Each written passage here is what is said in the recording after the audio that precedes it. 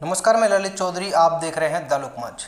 आज supreme court का अनिल देशमुख को लेकर एक बहुत बड़ा फैसला आया है, जिससे अनिल देशमुख की गिरफ्तारी लगभग कंफर्म हो गई है। दरअसल आपको पता होगा कि अनिल देशमुख ने ईडी के खिलाफ सुप्रीम कोर्ट में एक याचिका डाली थी कि कोई भी दंडात्मक कार्रवाई अनिल देशमुख के ऊपर ईडी ना करे। तो सुप्रीम कोर्ट ने आज फैसले में साफ साफ मना कर दिया है अनिल देशमुख से कि ईडी दंडात्मक कार्रवाई कर सकती है। सुप्रीम कोर्ट का कहना है कि ऐसे ही किसी को संरक्षण नहीं दिया जा सकता है। जो जांच है वो प्रॉपर होनी चाहिए और जो जांच एजेंसियां हैं ऑलरेडी सबूत लेकर बैठी हुई हैं अनिल देशमुख के खिलाफ। अनिल देशमुख के पास सिर्फ एक चारा था कि सुप्रीम कोर्ट का आदेश जब तक नहीं आ जाता तब तक वो ईडी के सामने हाजिर नहीं होंगे। कहीं ना कहीं उन्हें लग रहा था कि सुप्रीम कोर्ट उन्हें बचा लेगा, लेकिन अब सुप्रीम कोर्ट के इस फैसले के बाद अनिल देशमुख की गिरफ्तारी बिल्कुल कंफर्म हो गई है।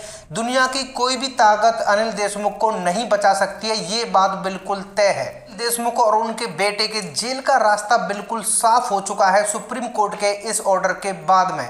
अब मानो कि ईडी अनिल देशमुख के घर के दरवाजे पर खड़ी हुई थी इतने दिनों से सबूत लेकर हाथ में, लेकिन अनिल देशमुख दरवाजा नहीं खोल रहे थे।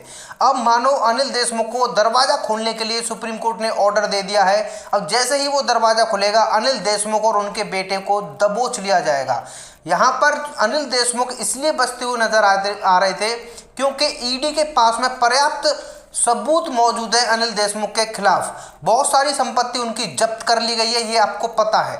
तो संपत्ति किसी की जब्त होती है, इसका मतलब यह है कि उसने इलीगल तरीके से धन जमा किया था। अब ईडी बिल्कुल गिरफ्तार करने जा रही है अनिल देशमुख को। अनिल देशमुख की तरफ से एक और याचिका डाली गई थी कि मनी लॉन्ड्रिंग वाले मामले को सुप्रीम कोर्ट खारिज कर दे।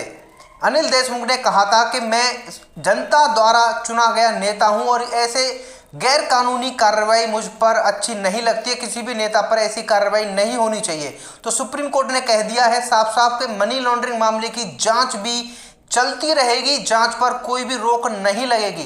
तो दो ऑर्डर अनिल देशमुख के खिलाफ सुप्रीम कोर्ट के आ चुके हैं। अनिल देशमुख ने अपनी उम्र का हवाला दिया, बीमारियों का हवाला दिया, लेकिन इस सब को नकारते हुए सुप्रीम कोर्ट ने साफ साफ कह दिया है कि अनिल देशमुख को कोई भी संरक्षण नहीं दिया जाएगा। वहीं सुप्रीम कोर्ट ने कहा कि किसी एक पक्ष को सुनकर फैसला नहीं दिया जा सकता है, इसलिए अनिल देशमुख का पक्ष सुन लिया था। अब दूसरे पक्ष को सुनना बाकी है। इसको 3 अगस्त को इस पर सुनवाई होनी है। बाकी मामलों के साथ साथ 3 अगस्त को इस मामले पर सुनवाई होनी है।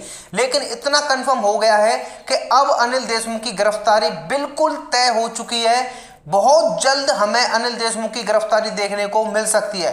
आप लोगों का क्या कहना है इस बारे में आप लोग कमेंट करके जरूर बताएं। चैनल को सब्सक्राइब जरूर कर लेना, जैसे कोई अपडेट आएगी आपको बता दी जाएगी। धन्यवाद।